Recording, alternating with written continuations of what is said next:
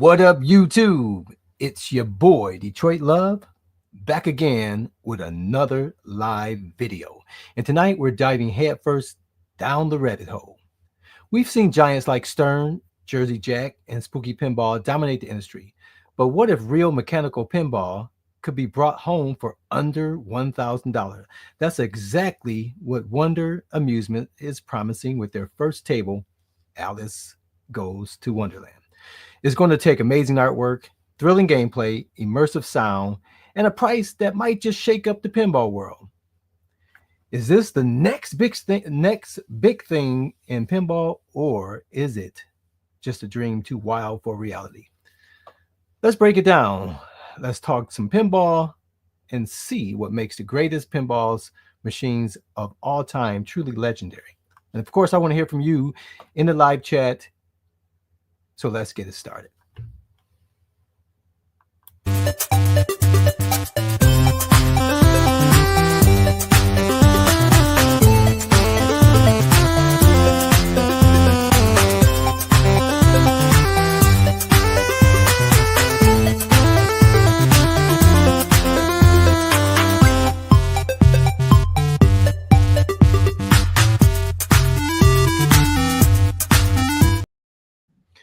What's going on, everybody? It's your boy Detroit Love, man. Let's spend some time together tonight.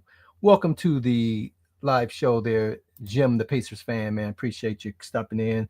MSU Rich, Go Green, and Dr. Torque. What's going on? All right, guys. Let's get started here. I asked a question here. Simple question, and that is Wonderland Amusement. They got a very aggressive promise that they're making, and I'm asking the question: Can they deliver? Can they deliver on this promise of theirs? What's going on, Jason, little alien? Appreciate you coming in to moderate and hang out with your boy Detroit Love. Got the show in the background tending a few things. Hey, no problem, man. Go ahead, smash that like button. Please do so. And if you're not a subscriber, take the opportunity to do so now. We're approaching 6,000. We'd love to have you guys in the fold. Yes, she is definitely looking better. They have cleaned her up for sure. And of course, we're talking about Alice here.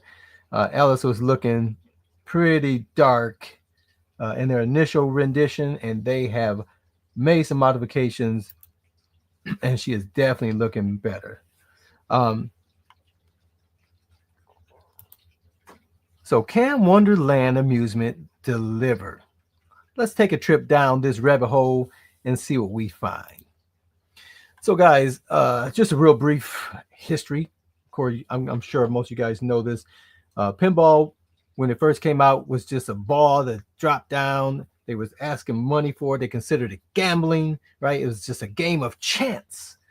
Until 1940s, they introduced the flippers, which gave it a skill set, and they suffered all the way up until like the early 70s, I believe, where a lot of cities just outlawed it, said it was gambling, didn't want to have any part of it, and so companies like Bally, Williams, and Gottlieb, those guys had to go through a lot to get to the point where these cabinets were in people's house. Into the arcades, and people were getting to enjoy these things. They obviously the innovation, the ramps and bumpers and complex rule sets, all these things made these pinball tables worth playing. What's going on, sir? All is well. All is well. And pinball was a staple in the arcades until those arcades started to decline. But Stern, Spooky, Jersey, Jack, Multimorphic, Haggis, to name just a few, these guys have been revitalizing, keeping this hobby going despite arcades, doing what they did. And a lot of people have chose to purchase these things. These pinball machines are huge. They are huge. And for people to consider putting those in their home says a lot uh, at the cost that it takes and the size that the pinballs are. It's really a big deal financially and space wise for people to put these in their house. So pinballs very popular. They hold their value, and that's the main problem with it, right? The price the price of these machines anywhere from 5,000 to 15,000 just make them out of reach for the average consumer that want to get something for their home. And so it's a very interesting thing for Wonderland Amusements to come in to this game. They got a very ambitious goal to make real pinball. Now, obviously, we have pinball in a lot of different ways, and but at the 3/4 scale, or they're saying 80% here. The size, we have our Act games, we had Arcade One Up, Toy Shock, and these guys come into the game and try and get you virtual pinball, but no one's tried the real pinball, real mechanical uh, pinball for under $1,000. That's a very aggressive price, and so um, it's they got quite the challenge in front of them. And so they started the motion. Let's see if they can pull this thing off. And so you have all these guys, from some guys that used to be with Arcade One Up, New Wave Toys, and a bunch of other people, creative minds, think they have the right solution to make affordable pinball in a compact body. Uh, and so they last year they came out to the Pinball Expo in Chicago. They had just an empty machine, um, just to show, to advertise what they were doing, and then so they recently came out with a prototype that gets it closer, but still not anywhere near where it needs to be. Jim the Pacer fan says yes, they can deliver, but what expense besides the size? At what expense? Yeah, and so that's the challenge, because when you shrink the ball, when you shrink the components, um, you really have to shrink everything, and you gotta and you they just have they just have a challenge at $1,000. What are they going to give up? Are they going to give up the tilt bob, right? Are they going to not have multi-ball? I mean, what are the concessions they're willing to take to fit into that $1,000 price range? And so that is definitely what we're interested in finding out. Um, because there's some things you might be able to give up, but there's some things that if you give it up, it just isn't pinball, right? So Alice Goes to Wonderland.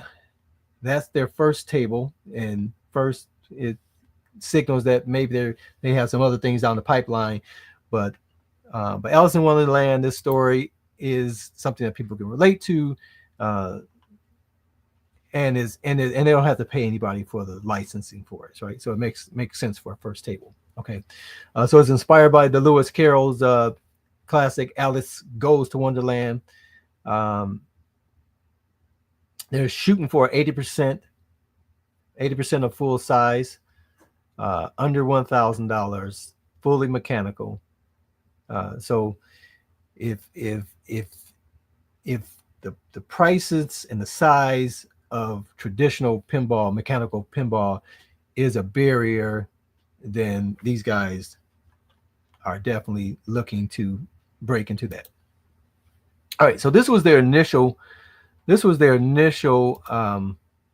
graphic that they released, showing off their back glass, and a lot of people, they had some feedback, and that's the thing with introducing your product early. You can get feedback and hopefully make this thing what the market wants it to be. So Doc Torque says, are we looking at Arcade One Up size pinball or closer to 4K 4KP size? I don't think they actually released the dimensions yet, but it's definitely bigger than the Arcade One Up. So it'll be interesting to see what is 80%, right, of the full size, and how does that look in the package? Because what they showed at the Pinball Expo, and then what they showed the prototype here the other day are vastly two different cabinets. They don't even look remotely the same. So um, there's still information to be known and discovered. And so Wonderland versus the industry leaders. So these are just some random, I just grabbed some of uh, the players out there and just talk about the prices, right? The scale, the type of machine, and whether they're home friendly, right? And so we have the Stearns, we have the Jersey Jack, Spooky. At Games is clearly the product that's closest, but again, it's not mechanical, right? It's digital, um, but it gets closest to that price set. But no other player that's doing mechanical even comes close to $1,000. What's going on? What's going on? GCA Gotham City Arcade is in the house. What up, Brian Smith? What's happening, gentlemen? Uh, now, I don't know if you guys ever watched the YouTube channel called Straight Down the Middle, and they had a video just the other day talking about the I forget the title exactly. I think it was the best 10 bangs for your buck pinball tables, and they listed out 10 different tables that you can kind of get for maybe $2,500 at the lowest end, three $3,500, so though, and those are older tables, right?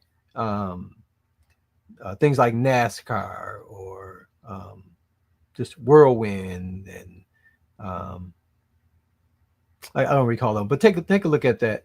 Matter of fact, I'll just put a link to it in the show notes. If you're saying, I'm willing to pay a little more, I'm kind of skeptical about, whether these guys do it. If you're looking for a pinball to start to the market, into the hobby, those are still ginormous size machines, but they did have a couple of ones that are a little smaller, a little home friendly in their list. So definitely worth taking a look at those top 10 best bangs for your buck for pinball. Okay. So here's the new improved back glass that they released the other day. Sent the email for people that click the notify button on their webpage to be notified when changes happen. And so they definitely cleaned up Alice. So it definitely looks much better. And so I'm pleased to see that. You got the queen up there in the top left, and the castle, the carts, the rabbit, the hookah smoker. Um, but Alice was the main person that people took issue with. Wow, this sounds good. I just jumped on here. Please date and when to buy. So there is no release date. They're talking about March for the Kickstarter. So they are choosing to go with Kickstarter route, and we'll address that in the upcoming slides. So let's talk about a couple of tables to note that's relevant for this discussion. So you have the arcade one up. Choose whichever one you want to choose of the three that they came out. I like the Attack from Mars table, and so if we look at the size of that, some of these guys come from arcade one up, so they know it can be done, this small size, right? They probably have some contacts in China that they can work with to get that ball rolling as far as that scale. And then I just also want to mention Alice Adventures in Wonderland, because Dutch Pinball released like 500 of these. I think it was last year. It's within the last year. Alice in Wonderland, they came out with this pinball. Only made 500, and they sold out before they even had a chance to go to market. People pre-ordered them, and now if you go and try to buy that, you have to get it in the aftermarket, right? Um,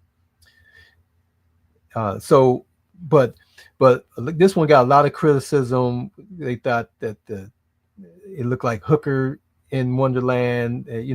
I like sexy pictures on my pinball. Um, I like virtual pinball because you can change up the back glass, and if there was a back glass for a table that was sexier than the original, I chose that. So, but I understand, people have kids and the audience around it. You may not want to get certain tables because you're probably not going to have Playboy, or the Melons pinball table, you know. But these things are art, and they're going to be on showcase. And unlike arcade cabinets where you might have multiple and you stack them next to each other, and the art won't get seen as much. Pinballs demand some space, and so they're going to be showpieces, no doubt about it. And so if you don't like the artwork, that's going to be an issue. But again, the prices of these things, you want to have the artwork as closest to what you like. Otherwise, you're not going to get it. When you start talking about $1,000, that leaves some wiggle room for if you didn't like the artwork, you could go to a third party person and get some art made. And if it's a popular item, then these aftermarket guys will make templates and things available. I'm in favor of pinball with hot chicks. I grew up playing 70s ballet, which were hot. Yeah, Baywatch, and there's a bunch of tables come to mind. I have the Creature from the Black Lagoon on my virtual pinball, and the lady that he's carrying is totally topless. So I like sexy hot chicks on my pinball. So yep, I would agree there. It's pretty close to right between the one up and the 4K size. A little bigger than one up, but not quite the 4K 4K 4K ALP. Brian says, I agree with sexy pics on pinball. It looks nostalgic, and that's how they were in the 80s. All right. So, Wonderland. When we think about Wonderland, what are the iconic characters? And I'd like to hear from you guys. Who are your favorite characters? If you can pick, you know, uh, any of the main characters to be the centerpiece, or have the toys related to them, or you just have to have them features. Like, it wouldn't be an Alice in Wonderland table if it didn't include who is the character that you just have to have in your pinball if you was to buy Alice in Wonderland. We have Alice, the Mad Hatter, the Cheshire Cat, the White Rabbit, Queen of Hearts, the Caterpillar, Tweedledee and Tweedledum. You got Dormouse, March Hare, and the King of Hearts, just to name a few. Any of those people that you say, those characters, you say, yeah, I have to have it. Now, obviously, in their pictures, they do have these people, some of these characters included. And then what about the iconic locations of Mad Hatter? Jim the Patriot fan says he's got to have Mad Hatter. And and and this story by the author, those characters are different. Now, when you think about these characters, are you in your mind, do you see Disney's version of these characters? Do you see the characters from any movies, or the characters from the actual book? Who is the characters that come to mind for you when you think about these characters, or even these locations? So some of the iconic locations in Wonderland, obviously the rabbit hole. Nothing begins without the rabbit hole, right? You start there. Uh, Obviously, Wonderland itself. Johnny Depp. Uh, Brian says definitely the Mad Hatter. Jim the Pacer fan says Johnny Depp's version of the Mad Hatter, who comes to his mind. Um, the Mad Hatter's Tea Party, right? A chaotic, never-ending tea party. So that location, um, is areas that they could put into the game, right? The Queen of Hearts garden is an option. The game needs the Cheshire cat. Now, do you and the caterpillar? So I believe in their, at least in their backlash, they have that. So I assume they would have those two there. But yep, like I say, everybody has their favorites. Any of these iconic locations that you would want addressed in the gameplay on the play field, some type of way, uh, let me know your thoughts. All right, so let's just talk about this $1,000 pinball table and talk about some of the things that it just has to have, right? You know, it's got to have if it wants to be successful. What's going on, Steve? Glad you can make it. The Cheshire Cat is his favorite. Brian says, when I think of Alice in Wonderland, I think of the Tom Petty uh, video from the 1980s. Yep. So yeah, so you're gonna have to have some good music, and we'll talk about that as well. So all good pinball has to have a combination of these things. It's got to have strong theme and art, right? We said that when they talked about the other Dutch pinball. Some people have strong opinions, right? Strong opinions one way or the other. Strong for it, strong against it, and because it's art, and art is subjective, and it's going to you want to have something that people want to have, but in that battle to get people to want to have it, you're obviously going to have people that are not going to have it for the same reason that people want it, right? But that's the challenge. How you create a pinball that has strong theme and strong art design? So if we think of some like Medieval Madness or the Addams Family, they have engaging themes, right, with incredible artwork.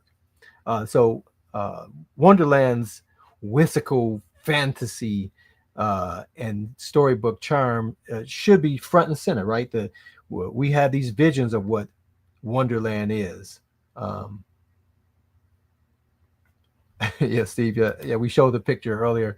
Yes, they cleaned that up pretty good.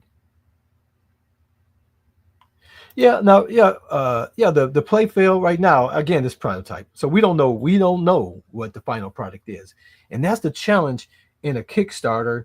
When Kickstarters typically the the product is not yet of, at its final point, right? It's different than you making something available for sale or even for pre-sale. You're saying this is what it is, and with a pre-sale, right? This is what it's going to be for the most part, and we're just taking pre-orders on it, right?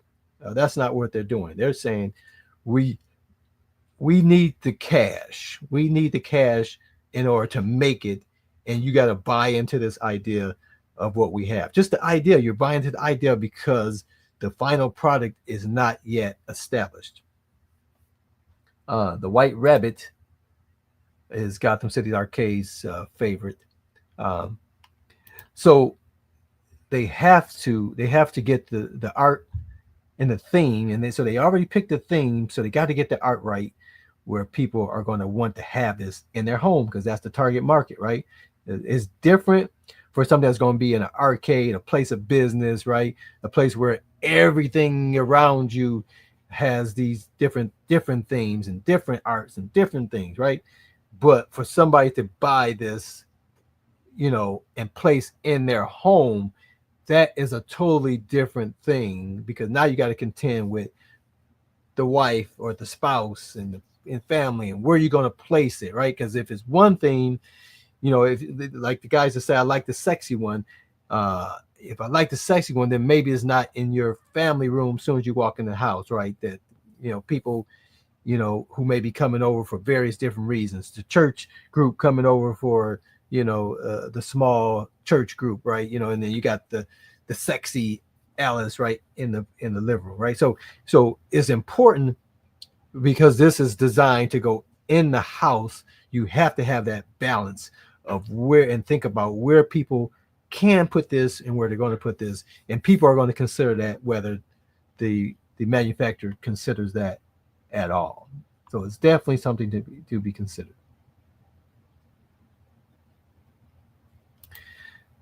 Steve says at least Wonderland has listened to the community to make pre-production change. Yeah, they're going to have to, because again, they have an idea, but for it to be reality, it has to be what people want. Would would also like to see the side art. Yep. This is why I stay single for life, right? Ghost Bomb L says, yeah, he can get whatever he want, what he likes, and put it wherever he wants to put it, right? Um, yep, there you go. So I can do what I want, whatever I want, without nagging. Yep, that's that's the choice you make in being single. You have total control. I'm very much worried that they can do it when P Dub spent nearly that much for a labyrinth topper. Wow. Okay, a scratch man on how much, if they can do it, how they can do it for $1,000. Yep, that is quite a challenge. All right, so let's talk about some other great tables and what's needed. You need a memorable playfield features, right? Things that calls out and draws your attention and is utilized perfectly in gameplay. And so some things that come to mind for me: Attack from Mars. Again, that's one of my favorite tables. That spaceship is front and center, and there's other things to do, but you got to contend with that spaceship, and it's an integral part of that. The theater of magic, right? Um, rich feature rich layouts with fun interactive toys. It's it's not. Hey, what's up, Paul? Man, I hadn't seen you in a long time. I've seen you on other people's shows. I'm glad you can make it to mine, man. Uh, this is my number one fan right here. I appreciate you, Paul, as always. And you're not late. Better late than never.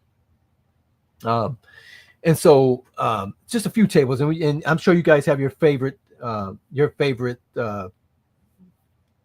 tables that you like to play, and but the play field is definitely has to be right. It has to be something people enjoy looking at, interacting with. Look and interaction.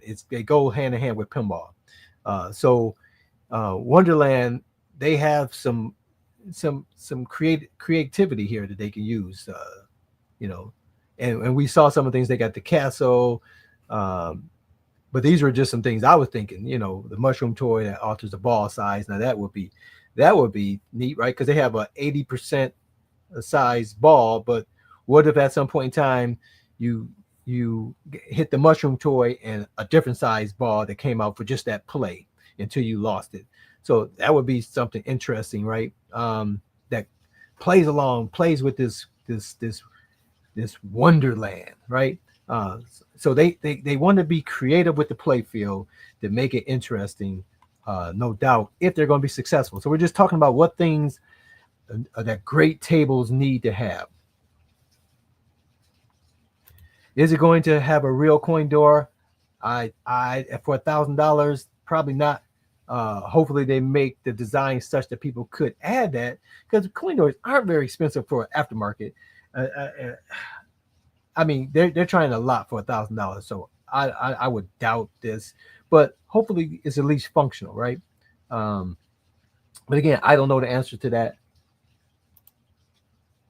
Would be very cool if it did have different balls, like Williams Twilight Zone. Maybe include one real ball size. Yeah, I mean that. I think you have to do that, right? The whole storyline of Alice in Wonderland is changing sizes, right?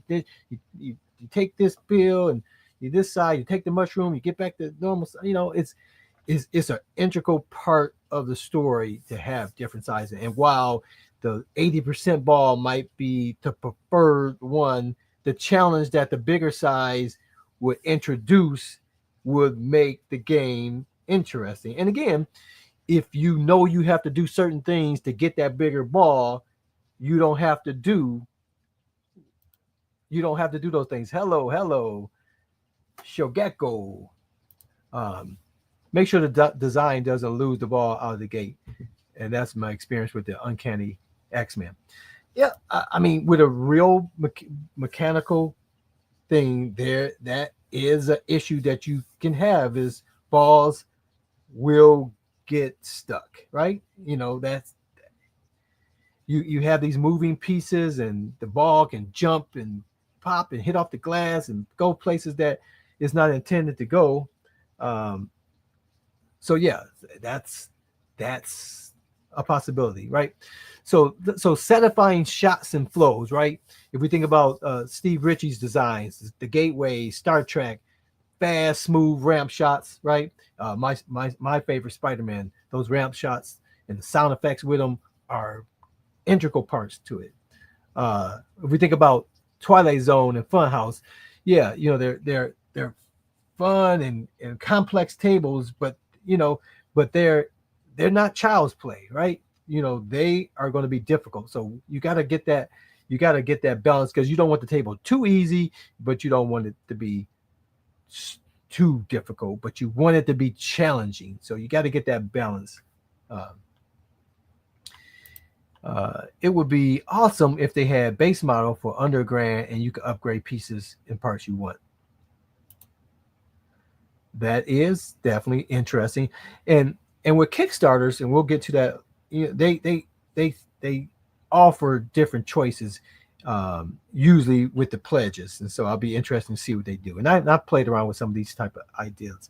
So Alice in Wonderland should have a mix of flowing loops and unexpected surprises, much like Wonderland itself, right? They gotta they you can't pick a title like Alice in Wonderland and not go a little out there, right? If nothing's surprising, nothing makes you go, "Wow, they really did that," right? Um, then you can pick a much safer uh, uh, theme for a table, right? So it's got to have deep, engaging rule sets, right? If we think about Jersey Jack's Wizard of Oz, deep progression through the story. Um, you want to draw people in and have them accomplish these things to continue that story, and that's true with normal normal pinballs. It has to be there with a you can't not have a storyline in a pinball table that the theme is based on a story, right? It just goes hand in hand. It has to have a great, deep, engaging um, progression through the story of Alice. Whatever story they want to present in this pinball table, you want to have the gameplay and the rule sets define and guide the player through that story. So that is definitely key for this to be successful, and high quality sounds and music. You know, someone mentioned Tom Petty. They think about that. Tom Petty. Again, when you get into those the music, then that's where money can come into play. And cost could be into play. But you have to have great music. One of the things that drives me bunkers with my ALP is some of those tables. The music is like I can't just leave the game running with it in the background, because the choice of music for some of those tables is not great. It's not great. Um, and that's just with it sitting there. But when you're playing the games, I think of ACDC, which is one of my favorite tables. Obviously, Spider-Man for me. They have great soundtrack and call outs. They're mentioned here Indiana Jones, the Tron Legacy. Um, you have to, even the Dutchland, the Dutch pinball. People complained about, at least in the trailer. I don't know if that materialized in a real game or not, but they were complaining about the call outs. The call outs weren't loud enough, and it's like somebody was recording those call outs while their wife was sleeping upstairs. They weren't single, and they had to record with a low voice those call outs. And so the call outs have to be there to enhance the gameplay. The soundtracks and the call outs has to be not something you just throwing in there because you have to have the Mad Hatter say something. It has to come together, the perfect rhythm for the game to to give it justice, to follow the storyline, to draw the player in, you have to have great um, call outs and music with this table. You can't short it. You can't short when we talked about what things they can give up in $1,000. You can't give up the great sound call outs and the soundtracks. Now, obviously, a lot of people's um, thought pattern may come to Disney and try to get the call outs from Disney might increase the price, um, but they have to come up with a way for those not to be sacrificed. Get a great artist to do the artwork, draws you into the table. Zombie Yeti and Chris Frenchie are probably too pricey. I hope I didn't butcher the name, um, but there are others. Well, it looked like they already decided on the artist that they are going with, and they have made changes since then. And so what? Um, yeah, you got to make your call outs sound professional, and the music's got to be it's got to be on point. Multi ball and unique game modes. We think about Monster Bash, Iron Maiden, um, the Tea Party multi ball, right? Because they always name these multi balls uh, after things from the theme. And so a multi ball, a Tea Party multi ball could use some chaotic randomized ball launches, just to throw the player off, like the madness of the Tea Party. So they got to use the storyline and integrate it into this story, into this the gameplay of this. And so my I have a few tables that I really like, and Stern Spider-Man is my absolute favorite. They just did a great job with this pinball table, and so some of the things that makes this successful and fun for me to play. Again, this is the Stern Spider-Man, the 2007 version. It it just has fast flowing gameplay. Great strategy. It has strong theme integration with the movies and the call outs, and everything about this game is just awesome. And it's designed by Steve Ritchie, so is it has some great things in it. Smooth ramp shots. Those you hit those ramp shots. It is just a beautiful thing to experience, and to keep them going it's just pretty cool. But they integrate the characters from the Spider-Man series in here very well with Green Goblin, Doc Ock, Sandman, Venom. Um, it's just a great job. High energy soundtrack, authentic movie call outs, immersive lighting, everything they did with this table is just great. But the multi ball is what makes me come back to it. And they have several different ones here. Uh, they have the I'm trying to think, Black Web um, uh, multi ball. They have the Doc Ox multi ball. So there's different ways to get those multi balls to come out, and the way they do it is just well done. What's going on, Alan? Welcome, Alan's Ageless Arcade. I was just looking at Stern Spider-Man Pinball Marketplace this evening. Wow, I hadn't I never seen anything great that I wanted to get in the marketplace, and I look often. Well, what was the price? If you don't mind sharing, what was the price that they were asking for on that? Yeah, I think I would have to travel. I guess hiring Peter Cullens as the voice of the Mad Hatter would be out of the question. I don't know. These are short, call outs. They have to entertain those things. Um, they just have to. It's 5K. Okay. Now, which version is that? I don't know if you said it before. Was it the Pro? Is the Home? What version is that? Yeah, I would love to have a Spider-Man. All right, so let's talk about some of the um, uh, Why does the Mad Hatter sound like Optimus Prime? So if you guys are familiar with Kickstarter, they use pledges, right? Um, and Kickstarter, you almost never ask for the ask people to pay the full price. It's always it's discounted because you're getting these people to buy into an idea that's not promised. I mean, it's not guaranteed. It's so you got to give them something incentive to buy in. And these aren't what their prices are. I'm just throwing some things out there.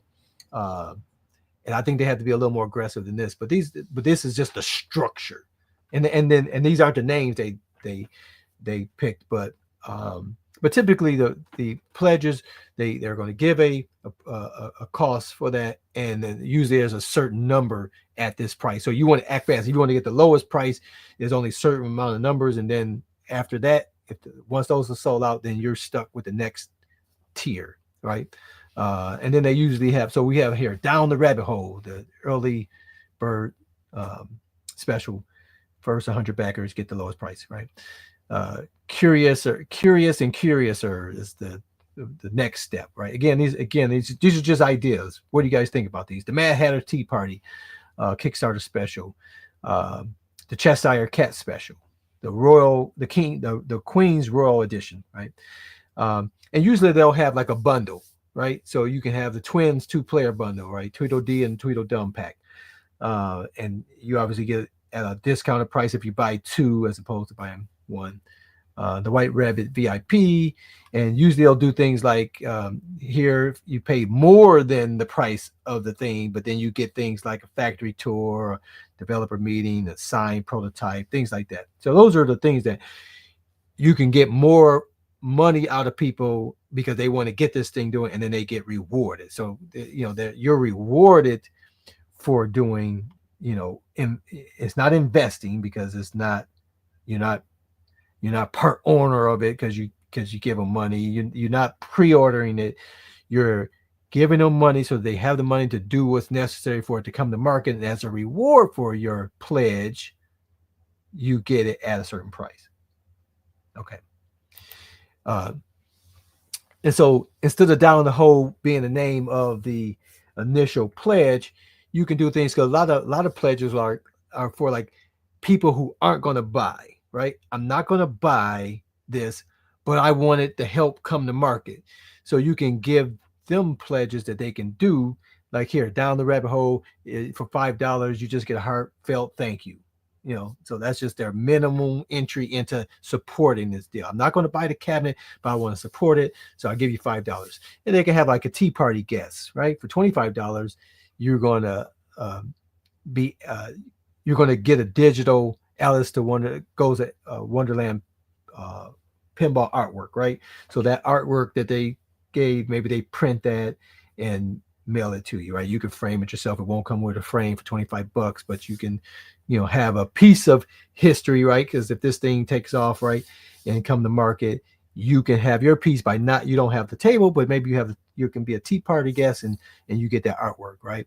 And then they let you know some exclusive behind the scene developments, right? You'll get that extra things by contributing to that. The Cheshire's Cat's Grin, right? For $50, you can get a custom backers badge on the forum, right? So again, you're not buying a cat, but you'll get these bonus. So these are things that they typically do with Kickstarters to get people to contribute outside of the people that's contributing to the buying the table. But for people buying a table, I think they need to be a little more aggressive. And so this ideal here, this the White Rabbit Early Bird Special, right? $7.50 limited quality. You get the early count discount, numbered Founders Edition plaque on the game, whatever. So these are just ideas. Or the Mad Hatter, $900 VIP, full Alice in Wonderland pinball, the full table, alternate Mad Hatter's art package. Someone talked about, can you get different art packages? Sometimes they offer those type of things. It might be something they won't be able to do all the time, but they'll do it for those limited um, people, and you're paying more for it.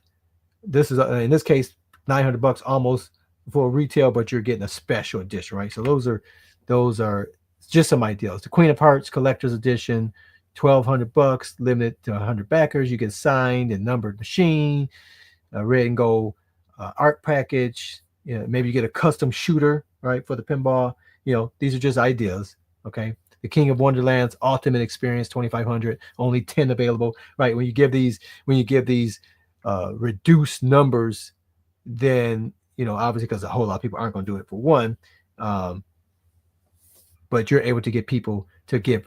In this case, they're getting all the things that were previously available, plus the factory tour, lunch, and gameplay sessions with the designers, right? These are ideas that they have to consider in their pledge as they bring this to Kickstarter next month. Okay. Let me catch up on some of the marketplace. At the marketplace doesn't say location. Okay, in St. John's, Florida. Okay, that's the Spider-Man table. Thanks for sharing that. Early bird will be like 5 tables at the lower price. Number 7 include a steak dinner. Yeah, they're gonna have to do something to get people um, instead of. So when I think about what other home arcade companies that did Kickstarter, and one that I participated in was iArcade. They had their campaign on Kickstarter. It went from June 23, not it is 2020 to August 14th, 2020. So 14 days it was on Kickstarter. They had a total of 1,482 backers.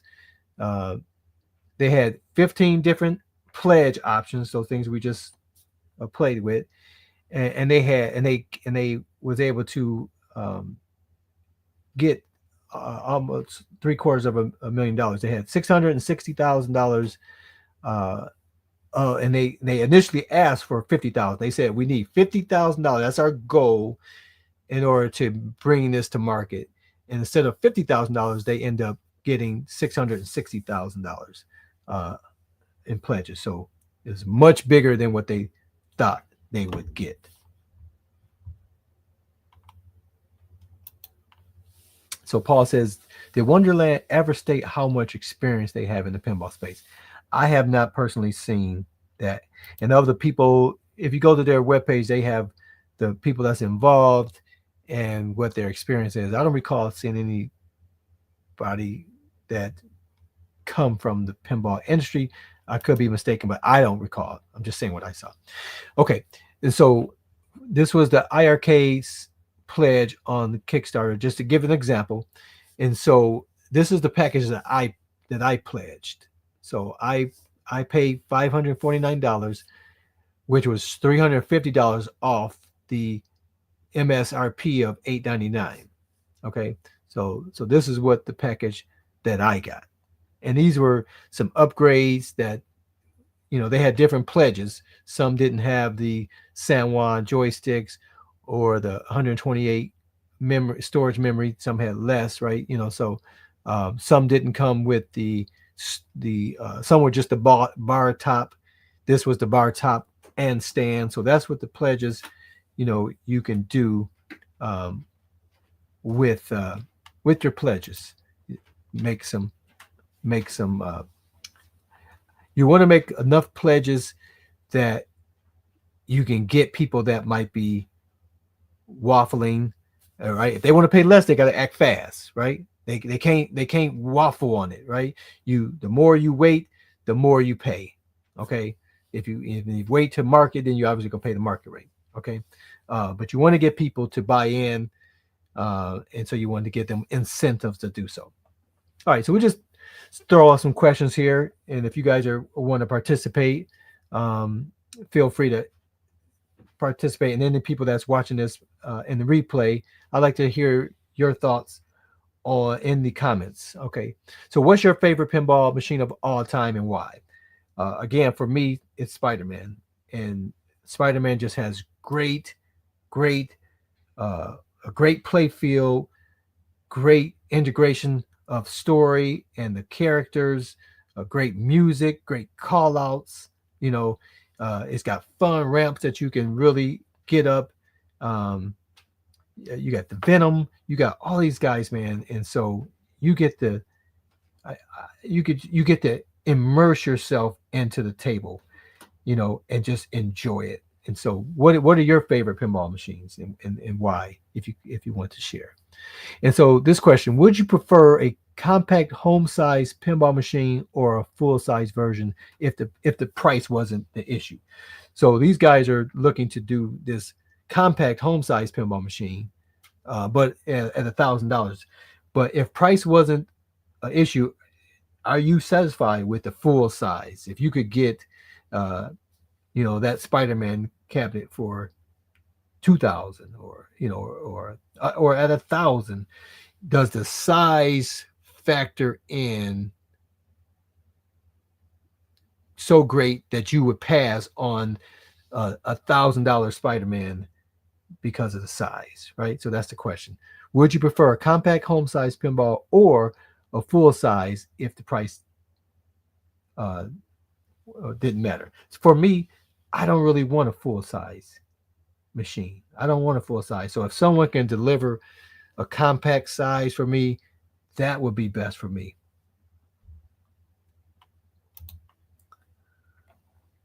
So Ellen says, right now I would say Venom, as I just got it in December. So Venom was your you got to have the full size. Yep. So you prefer the full size. Um, so what's your, Ellen? What's your interest in this one? If this thing was incredible and had all these elements we talked about, great artwork, theme, music, call outs, gameplay, play field, for $1,000, is this something you would pick up, or you say, it's gonna look too odd next to my full size, so I would rather pay a few grand more and say get a Ripley's Believe It or Not for $2,500 and put it next to my full size. Love to hear your thoughts. Steve says, I would love to see someday a baseball pin like Williams Hit and Run. Paul says, I like Teenage Mutant Ninja Turtles. Has great ball play with the spinner, target, and good multi ball. Artwork is fantastic on that machine. So that's his favorite. Thor KC, welcome to the stream. The machine I most want is Tron Legacy. Yep, a lot of people like that table there. Brian Smith, Williams Earth Shaker for me. Lots of memories. They had one in my college cafeteria when it first came out. Yep. For a lot of people, is the nostalgic value is why you want to do it. Now, I got a question for people. Now, have you ever recall from memory that walk down memory lanes like, oh man, I love this table, but then when you went and found it out in the wild and played it, it didn't meet your expectations of your memory of it? I'm just curious. Let me get caught up here. Paul says, two, I would like a full size, similar to Stern's JP, the Jurassic Park home pin with the slightly smaller back box. Okay. Ellen says, I will look at it, but I think I would do the extra $2,500.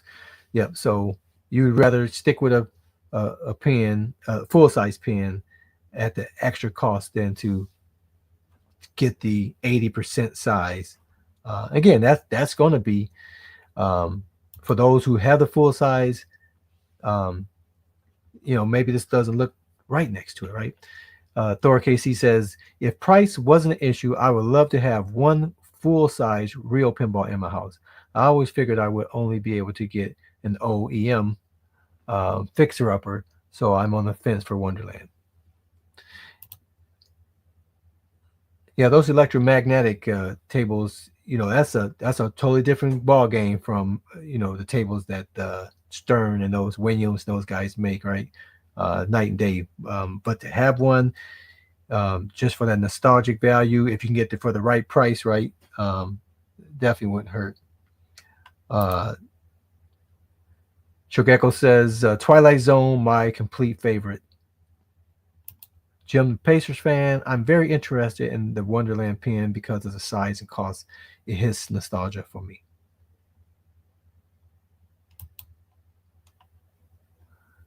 Well, I think you said it's not nostalgic for you. Let me clarify for that for me. I would love a full size, but they are pricey. I would really love a smaller one if the quality is there. Brian Smith, yep. I didn't think Fishtails was that great in real life. Yeah, Fishtails is a hard table, even in the virtual world. It's it's it's a game I like in theory. I like some of the elements about it, but that that main feature in the little loop at the center is just so frustrating to me, um, that it just it just doesn't bring me back to the table, and it's unfortunate because I really want to love fishtails, um, but it's yeah, so yeah, tables are like that, man. It can do that to you. Here in North California, in the Bay Area, there's a pinball museum that's all free play. Wow, $20. Okay, $20 admission. Okay, they have vintage and the latest. There's a place near me called the Arcade, and I still haven't made it over there. I was supposed to go last year, and have a outing there. I just got too busy and never got to. So hopefully I can do that this year. But I want to go there because they have some great pins there, and it's about that. I think it's 20 bucks. They're only open on Friday, Saturday, and Sunday, and I think Friday and Saturday is 20 bucks. And I think it may be slightly lower on Sunday and slightly lower hours on Sunday as well. Um, but it's 20 bucks for admission. I gotta go check that out. Dora says, I definitely prefer the deep rule sets, but was willing to set that aside for a real EM pen and play the more modern games on VPen. But I might accept smaller scale to get deeper gameplay. Yeah, I absolutely love the VPen. And again, I have like 300 something tables, but I gravitate to a handful of them. I always venture out and just play some different ones just to give them a chance. And some is just difficult. Like for example, the creature from the Black Lagoon. I want to like that table. And again, sometimes the VPN is not exactly the same as the real table, right? Someone's created this, and there may be some differences in it, But I really want to like the creature from the Black Lagoon, but it just doesn't grab and and keep me coming back. Yes, I missed the pinball expo this past year. That's correct. Did not make it. All right, all right. So now I caught up on the things. There's some more of these questions. What's most important in a home pinball machine? Gameplay, artwork, price, or reliability? If they made future games, we're talking about Wonderland amusement.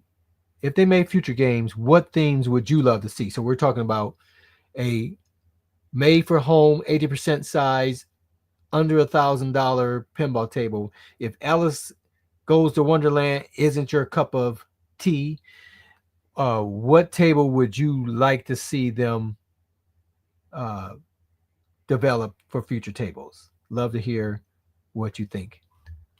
Uh, Steve Sales says, what's cool about the museum is that last year I could try Universal Monsters before deciding to buy it on the At Games 4KP. Nice. And the next question: would you back a real mechanical pinball machine for under $1,000? What would make you most likely pledge? So we talked about those pledges.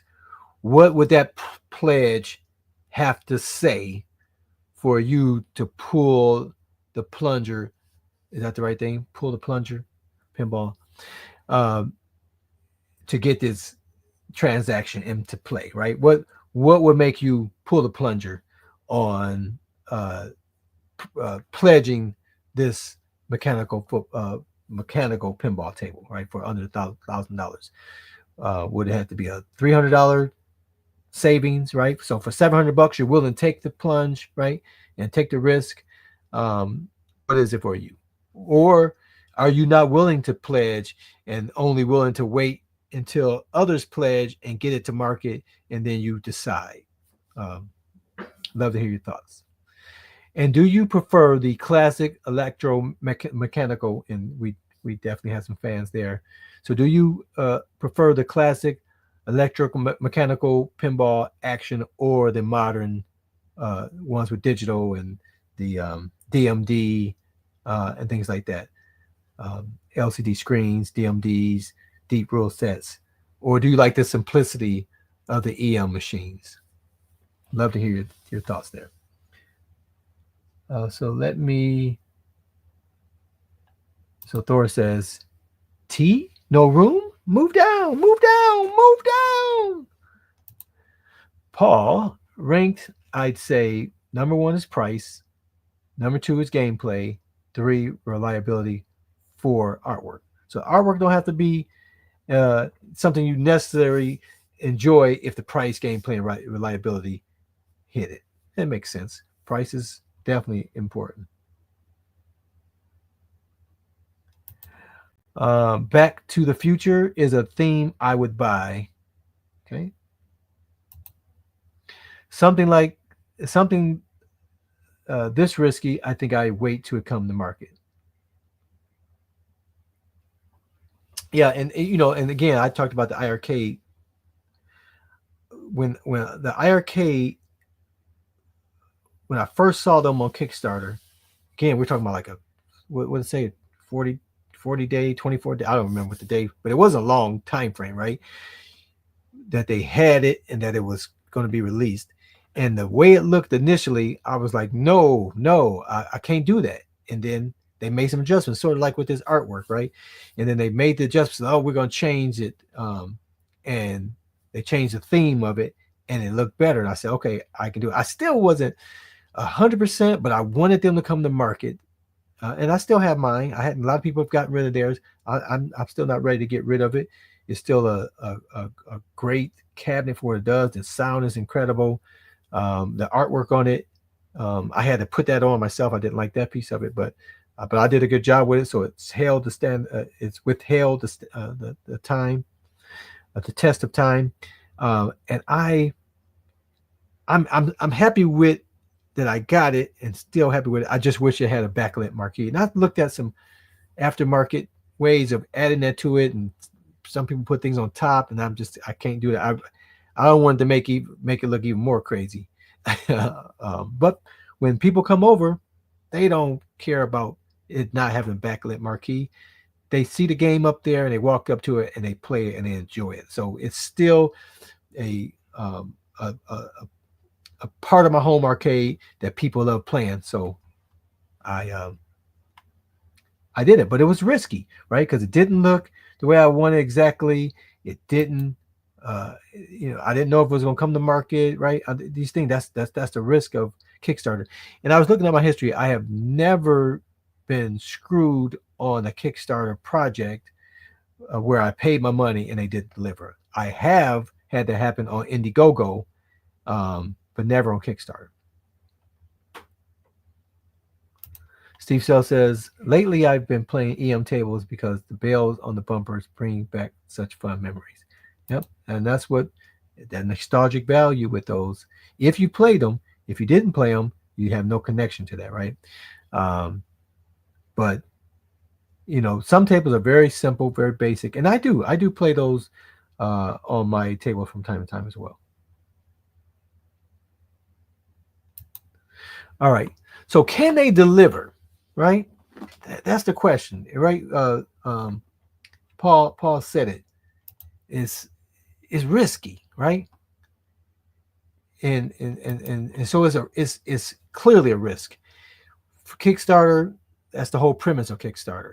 Kickstarter is built around we have these people that have an idea, and they're at some level of development into that idea, but they need the cash flow to get from where they are to where they want to be. And so if they make too many, if what they introduce is wildly different than what they produce, then that cost is could change in the marketplace, right? But it, but they're giving it to people at a lower cost. So how wide are they going to veer from their their prototype or their beginning, right? Uh, Now, what they do is, which I didn't show in the slides, is what they can do is have some rewards for everybody that's pledged. They can say, well, we only need this dollar amount. But if we get enough people that pledge beyond that, we'll start adding on some extra bonuses that the added money from the over interest allows us to do some extras. So maybe we are able to do a real coin door if we get this many pledges, right? Or this monetary value, right? If we get to 1 million, right, then we can do that, right? Um, and then if we get to this, then maybe we can get a topper, right? And so those are things that can be added if it makes sense to do it based on the level of participation. So you need people to participate for it to be successful, and you reward them by their participation, where those things may not be available afterwards for the people who buy it in the aftermarket. Or if it is, then they got to pay extra if they want to get that topper or if they want to get that coin door, and they can make those things available, right? So those are the things that you're doing. So will this 80% scale mechanical pinball capture the whimsical and unpredictable nature of Alice's Adventure in Wonderland in this version, Alice Goes to Wonderland, right? Um, will it feature story-driven gameplay, unique playfield toys, smooth flowing shots? And let's before we answer that, let's This is our first pass at this machine. and I'm just gonna mute this. So they're letting you know with this prototype. This is not the final product.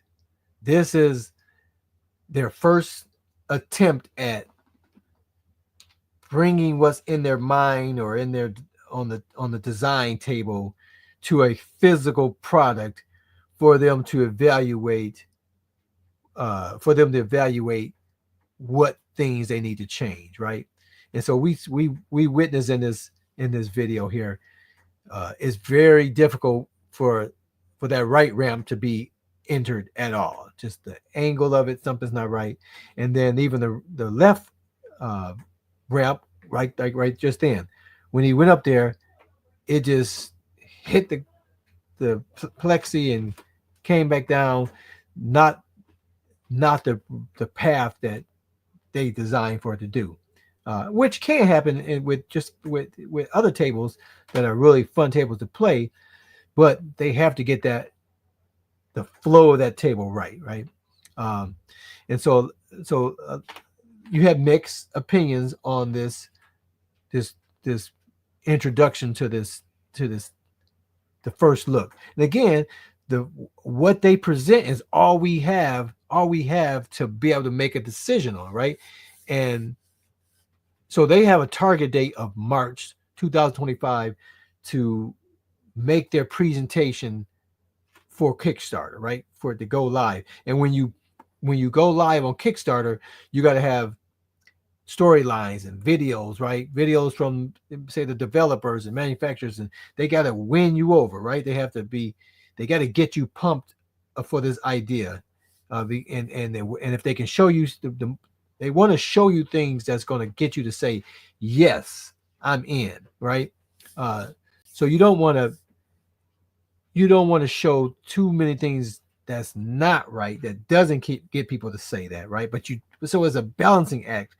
What can we show them? So maybe it's a prototype, maybe it's a video of a prototype that's not quite, it's not the real thing, but you can see things in motion the way you intend it to be, as opposed to the way the prototype is today, right? So that's my only concern about their March deadline, seeing that video um, that they showed there, are they far enough along to have the assets ready to make the right presentation for Kickstarter? And again, you obviously can update and change that, but that initial presentation is going to be there, and they'll have updates, and there's an option in Kickstarter to update the people who've pledged with, you know, information to keep them engaged, right? To keep them, because you taking you taking their money, and then you're promising these things, and if they're not hearing anything from you, so communication is key with these situations, so that people don't think like, did they take my money and ran, right? So you have to keep them updated.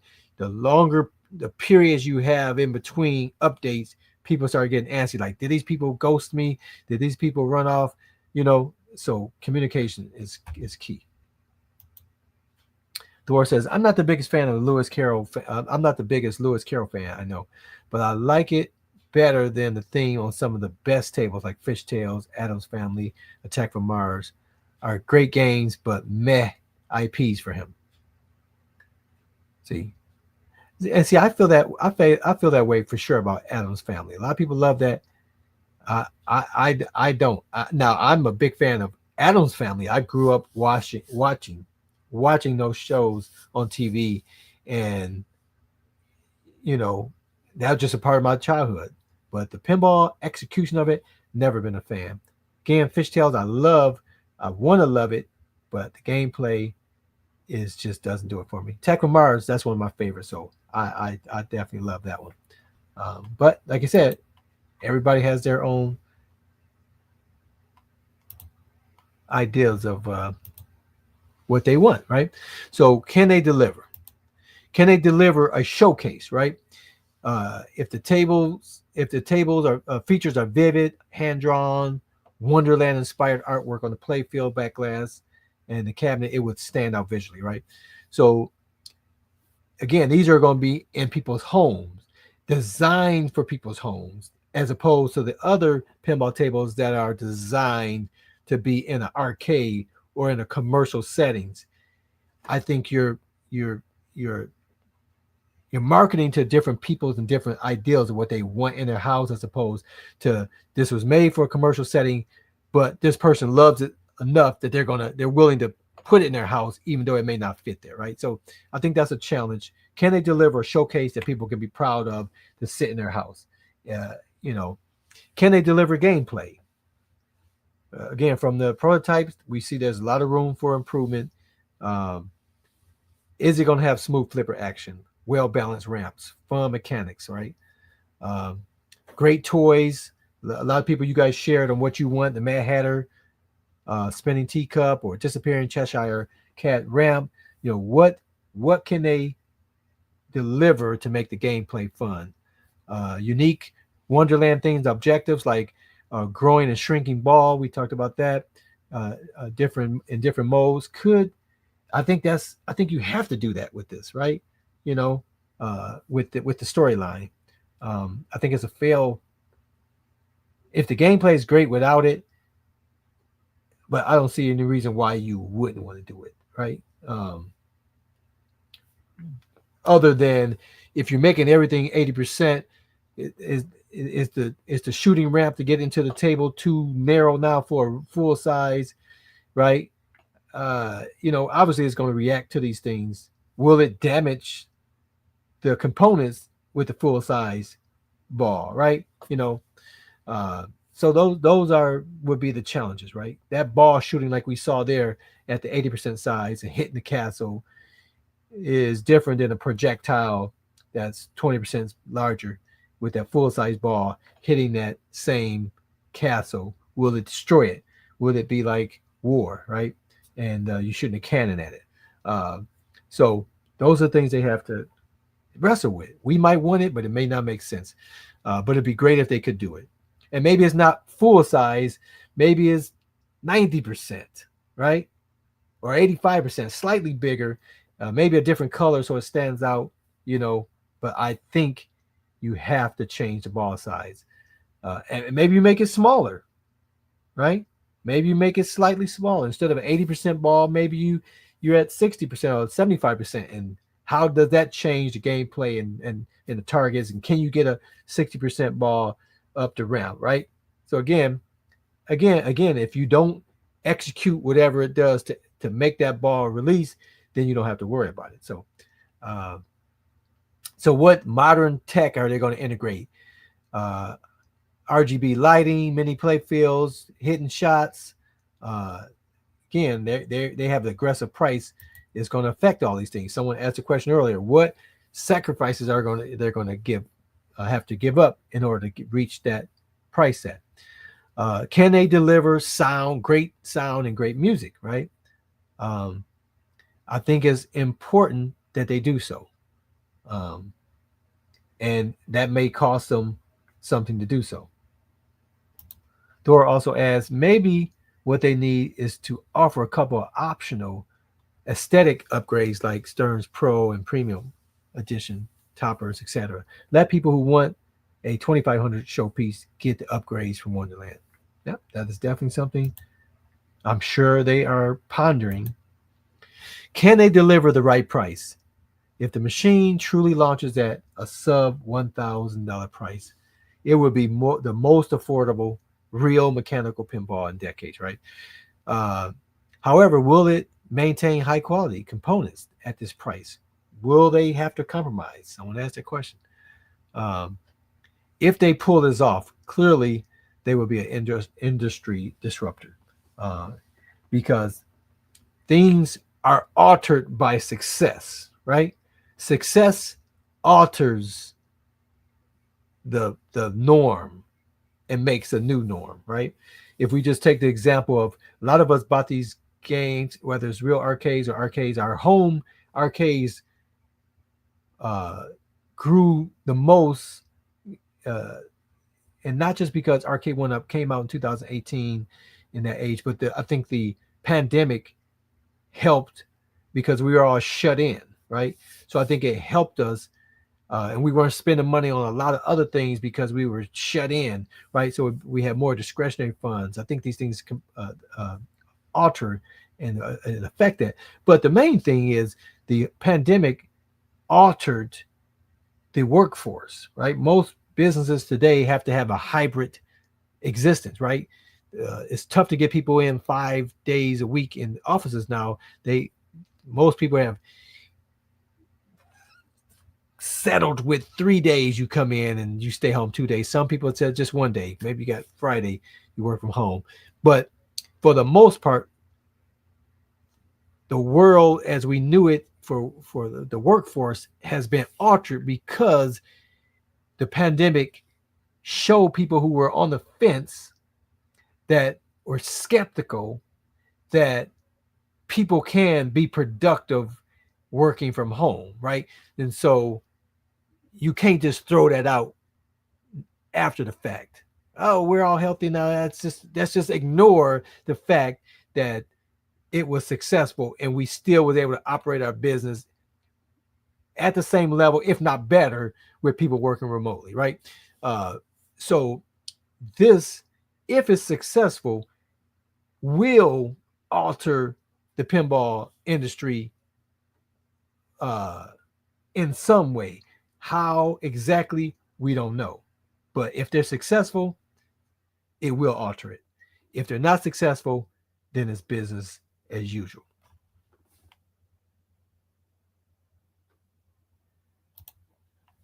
Paul says the whole topper feature feels like a racket. Yeah, with the real pinball. I mean, you saw I don't know if you saw the Dutch pinball, the Alice in Wonderland. Um, they had that theme with the little creature up there, paws hanging over, and the eyes followed you, as you moved about.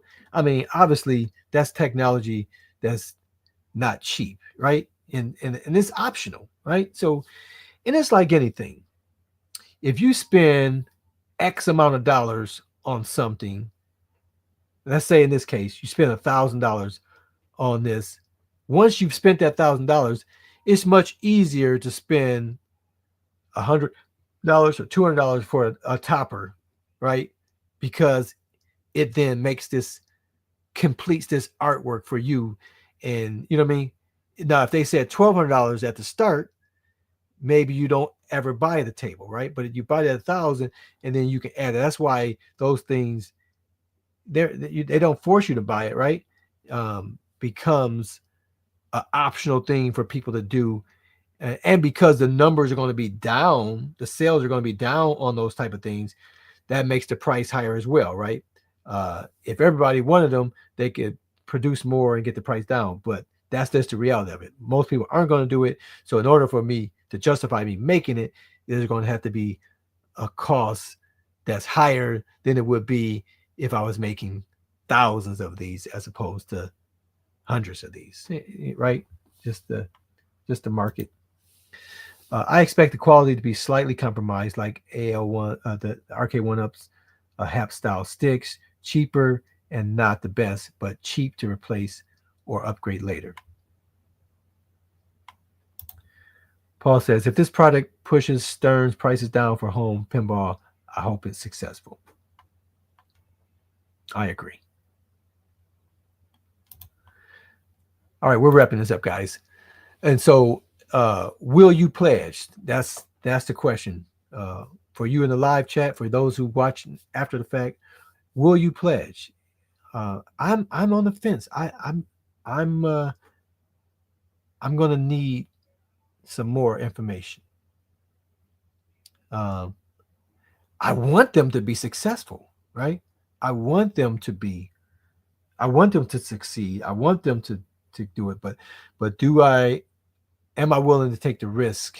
And that's what everybody that ponders the Kickstarter is going to have to contend with. You know, is it work? Because the reality is it cannot come to market. That's the risk. It cannot come to market, right? Um, and one example for me is, one of the Think Up, they had came out with this great golf concept, and then they had a Kickstarter.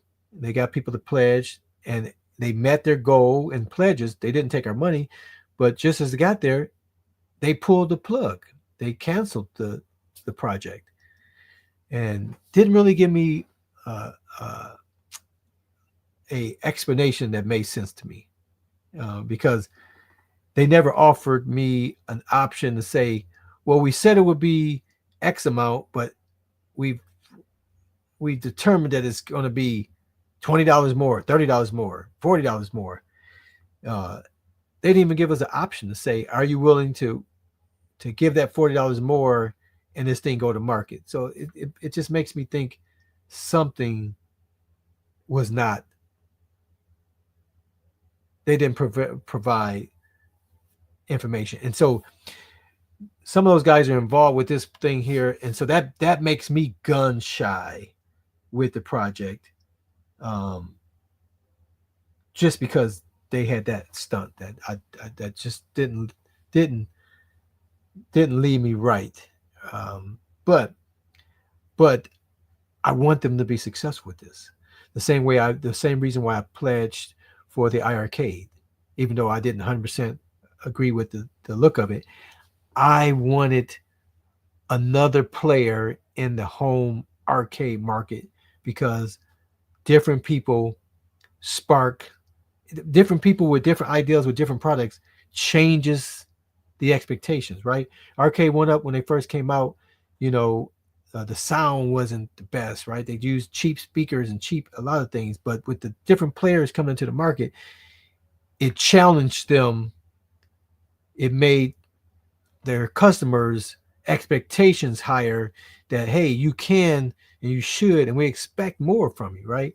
And so then they started giving us more, for the same price, the backlit marquee, right? Because those didn't exist, right? Give us fold coin doors, right? Making it close. Gave us shapes that were closer to the real cabinet, as opposed to that shark fin that every cabinet looked like, right? You know what I mean? So another player changes it, and like I think Paul said here, if this product pushes Stern prices down, then he and I hope that they're successful, right? Because and even if it and even if it pushes Stern to produce a product that competes, right? Even if it's $1,500 as opposed to $4,500, right? I would love to see Stern, and I don't see any reason why it would hurt their business. I would love to see Stern produce a virtual table, a cabinet with virtual of all their Stern pinball tables, um, because again, that's going to appeal to someone, not necessarily the same people that will buy their mechanical pinball tables. I would love to see a Stern virtual digital pinball cabinet. Um, yeah, I mean that was just again, if if it wasn't going to come to market, I would why didn't they cancel it before they met the pledge, right? You know what I mean? That just was weird. It's like you had all this time. What information came at the last hour, right? Like right at the point you reach your pledge, where everybody's celebrating. Well, I'm ready to pay our money, and then you say, "Yeah, psych," right? Psych. That was just weird. That was just weird. Why not cancel it before? You know. But again, I'm glad they didn't. The only thing that gives me, in addition to wanting them to be successful, wanting this product to come to market, to for me to consider it, is the fact that they didn't take my money before they canceled it, right? And, you know what I mean? Or didn't take my money and say it was going to come and wait to the day of release of the product and then say, we canceled it and you're out of luck, right? So they didn't do that. So that's the saving grace that I can give them, because they didn't go that route. Because, like I said, I have pledges on Indiegogo that did exactly go that way. Hey, what's up, Mike? You'll have to watch the replay to see how we covered a lot of good information. Hope you were able to answer some of the questions in the comments, though. Um, Dora says, "Yes, give me a Stern V pin. Yes, yes, I would love for that to happen." So the projected Kickstarter launches March. Do they have enough time to make a presentation light years ahead of what they've shown so far, right? Do if they took just the artwork they have today and the video that we saw today of the gameplay, if this was the Kickstarter video and the artwork that they show, will they have to, even if this was the same gameplay, do they have to make sure they get the stickers on here and put because when I think of Wonderland and Alice in Wonderland, I got crazy colors, right? And and for them just to present this without the color, just all this plastic, right? Blank black plastic. I can't wait to see this with the art throughout this playfield. And even the playfield, it doesn't seem bright enough, right? That it's like that's yeah, it's not what I'm expecting to see when I look at a pinball table as far as the brightness, so hopefully they have that ready in March for the March release, so that they can make a better presentation, so that they're closer on track, so that people can make an educated decision. Yeah, yeah. I mean, and again, they're they're wrestling with, are we are we giving them enough? Are we giving them too much? Right? That's the battle, because stuff is not ready, but people are antsy and they want to see some development. They want to see some progress. Uh, but I think you want to put your best foot forward. What about real pinball companies asking them to do their games and licenses? This could be a whole new genre. Um, yeah, I mean, obviously that would affect the price, but if they can produce this and have the manufacturing to produce this, yeah, then that's an easy thing for other companies to say, uh, you know, produce ours for us. And whatever that price is, it is what it is.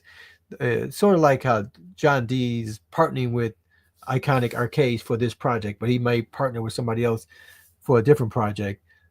If they're successful, they have the model to make more tables themselves, partner with people, and maybe those partner tables are going to be a little bit higher. Uh, but long as they produce that sub 1,000 table, then that is their gateway into this market, and they can build from that. But they don't want to abandon what had made them successful and just start now. Oh, we're gonna start making all $5,000 tapes or $2,500 tables. They're going to have to keep to what and who they are. Uh, Otherwise, people feel slighted and feel like you used them. So again, they got a lot of stuff to wrestle with to get this thing and make this thing successful. And that's the last slide, guys. Um,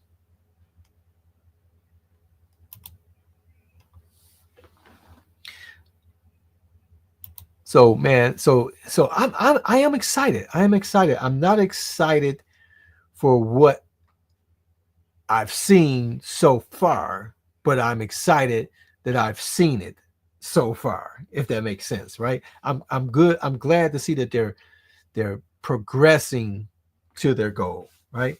They're not leaving people in the dark, because that's the biggest thing when you're in the Kickstarter program. You have to communicate um, at the right moment. I mean, stuff is sometimes things are slow, and you're not going to be able to. You might not be able to have a weekly, update. But in a weekly update, and the update don't have to be like, oh, we've made this dramatic increase, but just keep the excitement level going, keep people engaged, keep people, anticipating the arrival of the product. Don't don't uh don't leave them hanging and guessing, because the worst thing in reality ever is people's imagination, right? People can imagine the worst of the worst and that not be the case. So don't leave people to their own imagination. And this is a table that definitely deals with the imagination, right? Um, Control the narrative is what you have to do in updates. In other words, they could do stern tables or wing tables in 3/4 scale. I'm in. Yeah, I got that from your uh, thing. I got a couple months to save up. Yeah, like I said, if they have the factories to be able to make this and can miniaturize the parts and do those things, uh, I could see Williams or Stern saying, "Hey, you know, make this for us, and this is our price set that we're going to have, and I'm still making money," because they're making money from something that they wouldn't make money from unless they decide to build a factory to do 3/4 scale themselves, right? But definitely interesting. Stern VPN would be great. I hope they are watching. Absolutely, I hope they are watching as well. And I think, again, if these guys are successful, they will be watching. They will be watching what their moves are, what they're going to do next, and we're going to be watching. I'm definitely going to be following this project. Uh, I'm on the fence to whether I will pledge. Um, uh, don't manufacture this in Chicago, it would be $10,000. Yeah, but these guys have relationships with vendors that have made these products at the scale that they're interested in. Um, these things, they have to make the dies, right? They have to make the castings. They have to make the assembly line to be able to produce. But before they can do that, they have to decide and agree and finalize what the toys are going to be, what the size of the ramp's going to be, and that's what, based on that video, they still have where's the placement of this, right? All these things they got to get that figured out. And I'm sure they're working on it. Um, and I can't wait to see what happens. These guys came from Arcade One Up. I hope they don't cheap out and screw up the sound or controls or buttons or have an upside down marquee, uh, um, and all those things. Uh, and one thing that I haven't heard them talk about once if they're successful and it comes to market, are these going to just be strictly direct sales from the company, or will they partner with Costco and Sam's Club and those big retailers to uh, get them out even at a more discount, at a bigger discount, right? Because those guys can move products at lower prices. So I'm hoping that once they come to market, they are able to partner with those guys because they obviously have shown the interest in, because we've saw a couple of things where you had some $2,000 floor models of Stern products and other products that and it's not every Costco that gets these type of things. So it's just certain regions and certain stores that have had those things. But if you can get a sub $1,000 and they're buying 5,000 of them or 2,000, whatever it is, then they can get their price down. So now they can sell them at, $7.99 or whatever the case is, right? So hopefully they're able to do those type of things with it. So I think that's all I have here. I appreciate you guys jumping in. For those who watch on the replay, I appreciate you getting to the end with me as well. I appreciate you. I ask that you, if you're not subscribed, take a look right now. Look below the video. If it says subscribe, then you're not subscribed. Even though YouTube might be feeding this to you, my content to you regularly. If it says subscribe, please click it so it says subscribed. I appreciate that. Trying to get to 6,000 subscribers. I do want to remind you, I do have a New Wave Toys Zotar Speaks. So this right here, right behind me, this Zotar. This Zotar Speaks. I have one right in the box, unopened, of the Zotar Speaks that I'm going to that someone's going to win. That's in my subscribers. One of my subscribers is going to win once I get to 6,000 subscribers. So I'm really close. So make sure you hit that subscribe button if you hadn't done so.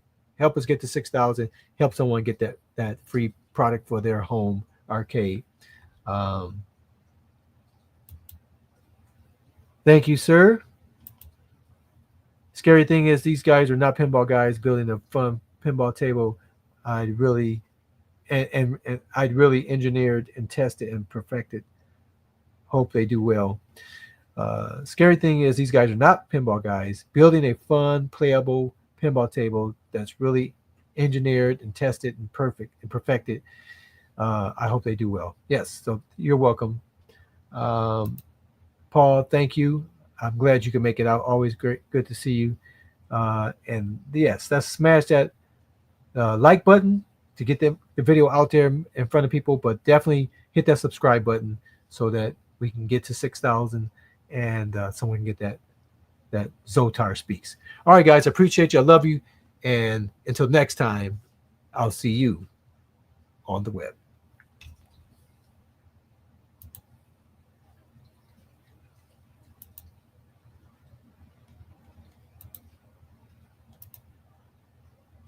Thanks for watching Detroit Love. Please subscribe to the channel, like and share the video. We want to see and read your comments below. And until next time, I'll see you on the web.